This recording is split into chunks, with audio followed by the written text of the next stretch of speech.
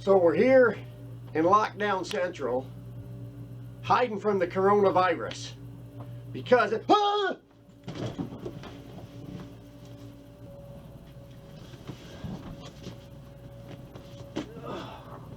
sorry about that, it was only a spider. I thought it was the corona coming to get me. So here we are today, revisiting our blast from the past down here in COVID 2020 Central. What I brought back out of the Safe Queen here is the Badger 40 cal, autographed by Uncle Ted Nugent. It's super awesome. Thank you, Ted. Now this gun is built by Dan McVeigh at XP-Airguns. It weighs, with this custom stock, about 9.5 pounds. Without this custom stock, it is a lot lighter. When you get a current Badger with a stock from Doug at Mad Dog Stocks, it's going to be a bit lighter. This was something custom I had done before Doug was in the picture. Now that he is in the picture, life is a lot better with the Badger 40. Trust me, the man knows his art form.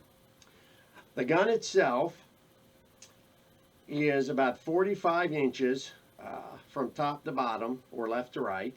About a 28-inch barrel based on where you measure it. Dan made me a custom suppressor there. So that's one of his. I don't know if that's something he's going to be carrying, or if you'll wind up, going to, Neil at Air Strippers or Donnie FL with his, muffler Emperor setup. But that would be conversations for those gentlemen. This just happens to be something Dan made for me. It's in I believe this is called a gunmetal gray. It has a Picatinny rail on top. You can see it's, I think, about 4 inches here, and then another little 2 inches here. So based on your scope setup, you can pretty much drop anything on this you want. You're not stuck with, dovetail rails. This is actual, Picatinny Weaver base setup. I've got, of course, a little bipod on here, which is nothing special. That's just to prop it up when we're out and about. So we're going to take this baby for a run and get you some numbers and see how they compare. I'm purposely kind of overfilling a bit to show the valve lock scenario as it drops down. But in general, it's a 3-shot fill, or it's a 3-shot gun off one fill. You can squeeze a little bit more in and stretch it a little bit, but in the past I found that the peak pressure is 3,900 psi based on your gauge and the chronograph. Always have a chrony, because these gauges always change. You can have a gauge that's 200 psi off, and you're not going to know it unless you use a chrony. But I'll put up the chart later on with my numbers, and it'll give you an idea of ballparking. Anything I do, you should be within 20 to 30 feet a second based on your chrony, because those also change from manufacturer to manufacturer, and indoors and outdoors, and cloud versus sun, and fluorescent lights versus, regular light bulb. So all these things do play in, but as an average Joe shooter, you should be darn close to anything I do. You should be real close to doing also. So let's get to some shooting, all right? Okay, so in today's Badger 40 cal video, we're going to revisit stuff that we've done before. So we are going to go from the heavy down to the light, 155 to the 280 for the power testing again. For the ye old hollow points, cast from Pure Awesome. Oh, that sucks.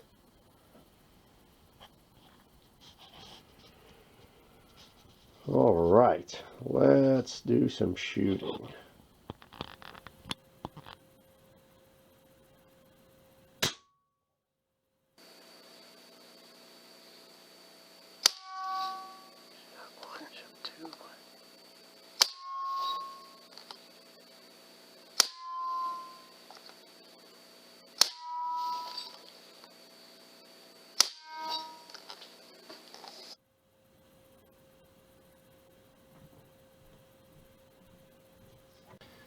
All right, guys, so I want you to see something here, okay? This is the 155.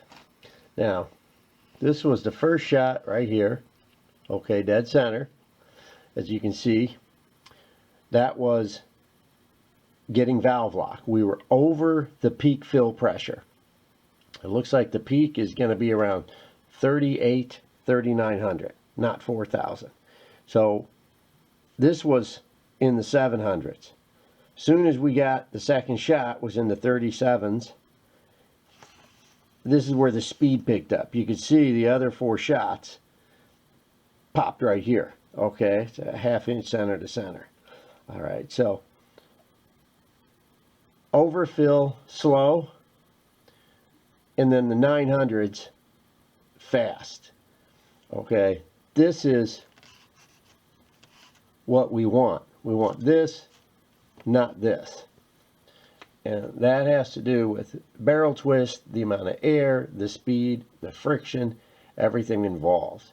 So we're giving you a good glimpse of what happens when you overfill and you're starting to get valve lock. This is pretty much inherent in all air rifles when you overfill them.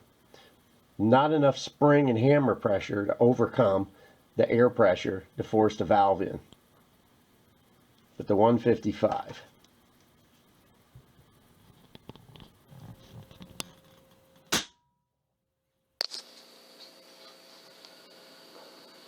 Well, that's 5 shots. I forgot to record it. I'm a moron. The 185. Okay, so 185. Now, I forgot to, of course, I forgot to have the scope recording when we did this. But this was shot number 1. Okay. And then, at the slower speed, then as the speed picked up, they were banging right here. So that's even a better setup than before. It's really moving and grooving.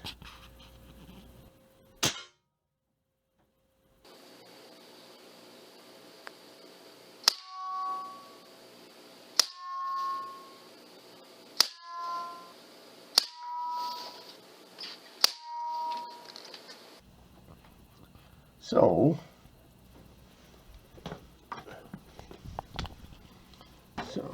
with the 220, as you can see, these first 4 shots were here, and that last one, which was slower, zinged over to the right just a fraction. Because these were in the low and mid 800s. That last one was 760, and you can see the slower shot threw itself to the right. Same thing that the other slugs were doing. In the 700s, it's a fraction over. 800s and above, the grouping's holding. Interesting.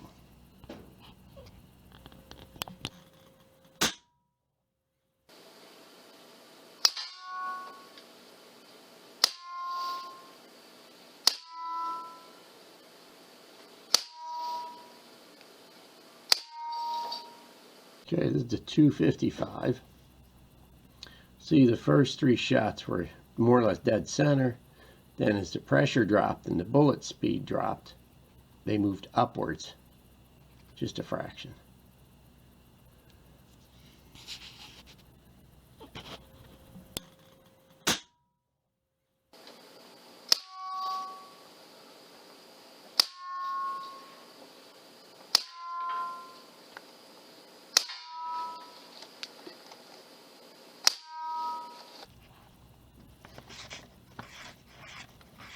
That's the 280 long nose, and first several shots were here. As the pressure dropped, it zinged up.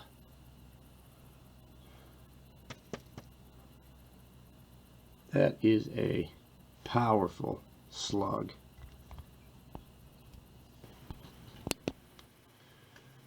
So here's the old chart for the Badger. Started at 4,000, which we know was slightly on the overfill side. 5 shots, we ended, now the last shot was 2,300 PSI. but I ended with anywhere from 2,000 psi on the lighter rounds to 1,900 psi left in the gun on the heavier slugs. Of course, they're using a bit more air. Valve stem is open a fraction longer, that type of situation. Your balance and harmonics of air and bullet weight. So the 155 you could see here was really slow on the overfill, and that was pretty much, it just wasn't enough oomph to get out. Now it's using 300 psi here. I still think the key area to be is 38 to 3,900, but I'm using this just showing this is what we shot and what we played with. Still at 3,700, the speeds across the board from 155 to 220 are really picking up. And then, so 37, 33, and 29, these are the three hot ones all the way across with all the weights. The most popular weight that I sell is the 185, but I personally like the 220 or the 255. I always like bigger lead because I'm not taking that longer shot, and if the animal happens to move, which it usually does, if I do clip a bone or something, it's going to give me just a little bit more punch. But to be honest, 351 foot-pound to 362 foot-pound, we're only talking 11 foot-pounds of energy difference here. Now the 255, you can see it really jumped from the 185, 351 to 387. That's another reason I like the heavier slug. The 280 will knock the heck out of anything, but it is a slower bullet. So you're going to have more of an arc as the bullet travels. So you really need to know your bullet placement and your yardage so you know where this is going to be dropping, if you're going to be high or low. So that's the best foot-pounds based on the fastest slug within these groups. Again, I've always said really this is a three-shot gun, right around 3,800 psi between these two, and you're going to still get three beautiful shots with a fourth Hail Mary, unless you want to overfill it and just to have more to play with for target shooting. That is the chart, gentlemen. The Badger 40 cal. It's something to seriously think about.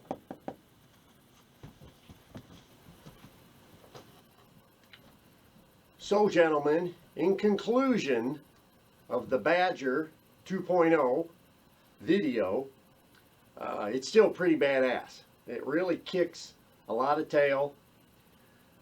I'm getting 5 shots, seen the chart, starting at 4,000, but really 3 good shots. 3,800 is where I think the fill. 38, 39, I think is where the peak of the bell curve would be. But only you can prevent forest fire. I mean, only you can tell with your gauge and a chronograph where the peak is going to be for your setup. We've shot 5 slugs. Told you which ones I like best. Again, it's up to you and your opinion on what you like. Air guns, everyone's got their favorite round, their favorite bullet. You can get 5 guys with the exact same rifle, and each one's going to like a different bullet combination. Just, that's human nature. Plus, as I've said before in my other videos, getting the right tool for the job. So if you're going to be shooting, 150 yards on an average, you probably want a slightly lighter slug, so it's not going to drop as much. I'm usually a 50-yard and under guy, so I go for the big brush busters. Again, it's a personal choice. None are bad. Shot placement is always key with an air rifle, so just make sure you know where you're hitting.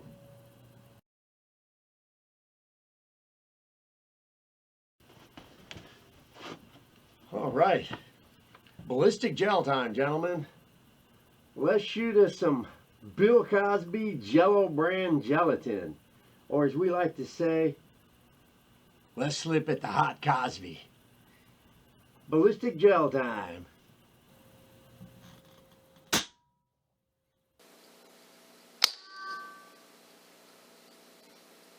.185 upper center.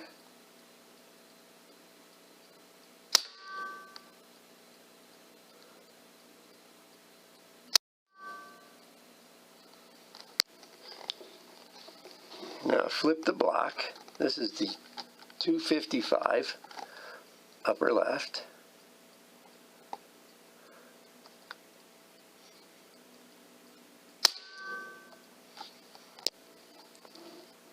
280 again, upper center, this way with a block behind it.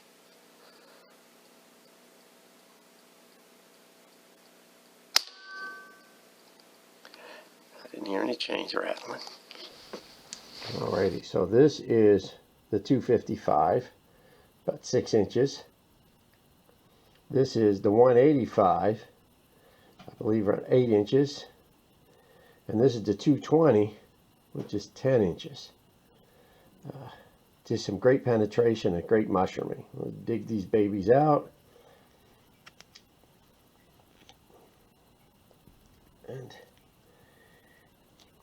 we'll do a side-by-side comparison here.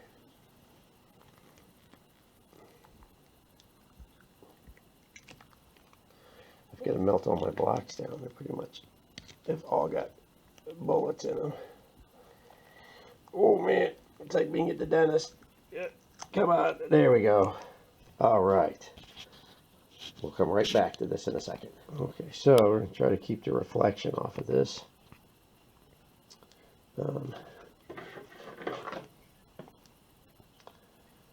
This was the 255, almost 11 inches. This was the 280, which actually shot through the block. So I had to do this 280 a second time, and it went into the second block. This is 19 inches of penetration.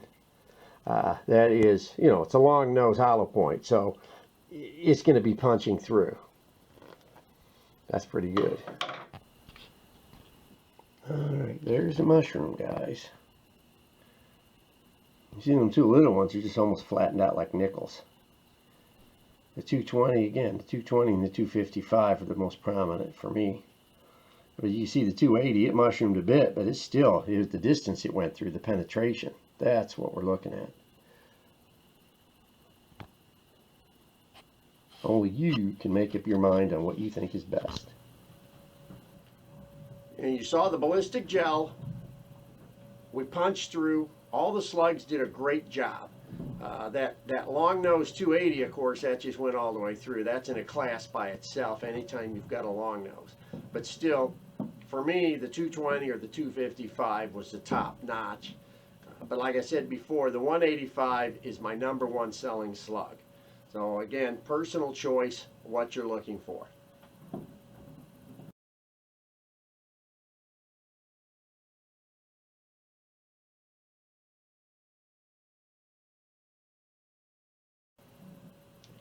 So we're wrapping it up.